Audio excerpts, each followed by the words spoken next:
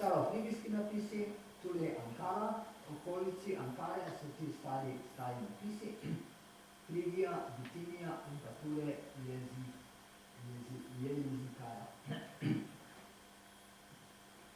Tole so frigijske črke, vidite, da nekatere kar odgovarjajo našim črkam, M, N, K, L, G je bolj grški, D je drugačen, B pa A sta kar enaka, T se tudi pa S. Skratka, pri prežirkovanju ni bilo posebnih primerov, razen črk, ki so, nekatere črke so posebne, ampak tega ne morete pokazati. Torej, pri vseh tehle je naveden tudi primerjava besed, bodi se, da je verski, pokopni, namen, torej sorodstvena razmerja in tako dalje.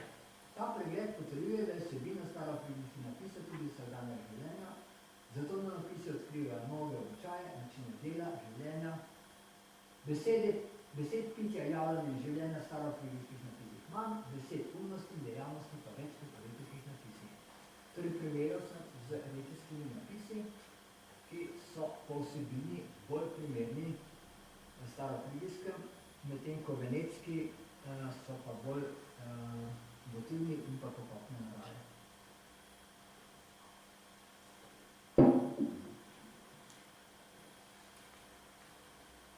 Prikaz vseh in pa različnih besed. Torej, če pogledate slovenščino, vidite, da tale klobuk je kar lep, z izjemo dvojke. To pa zato, ker v narečjih izgovarjamo eno črkovne besede, pišemo jih pa slovnično pa dve črkovne. Zato je ta anomalija, vidite, izrazito potvarjanje slovenskega knjižnega jezika. No, tule imate isto, v slovenščini je lep, ta klobuk je pa nekoliko premaknjen v levo, in nekoliko višji, seveda, ker različnih besed v kratkih in zelo podobnih napisih je bistveno manj. To je primerjava najpogostejših besed. Tule so najmanj dvozložne, tu so pa tudi enozložne, enočrkovne besede. Verjetnost prečrkovanj, no tule imate rezultate, ki so dobri, tule imate pa vse tri, venetske, retijske in pa frigijske. Torej, frigijski imajo zelo dobro manj, zato pa imajo ostale tri višje. To je prečrkovanje, zdaj pa prevodi. No, pri prevodih so daleč najboljši venetski in pa starofrigijski, retijski so pa nekoliko slabši. To je pa en zelo zanimivih prikazov. Namreč, če sem naredil slovar, so noter tudi besede sin, ded in tako naprej. In tule imate venetske, retijske in frigijske, oče, sin, drugi, mama, nona, druge, moški, ženski, vsi, očetje, moški.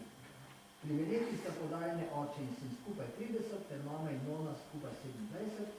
Razmerje pri moških je podobno kot pri ženskih in je nekaj večje od 50%. Značilnost venetskih napisov je zato ženska enakopravnost.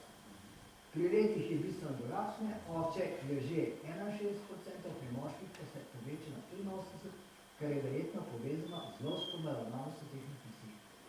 Pri starofrigih je razmerje pri očetu malo pod 50%, pri moških se nekoliko poveča, saj se pogosto izraza tudi za mono in za dekle. No, za dekle je zanimivo, torej pri ostalih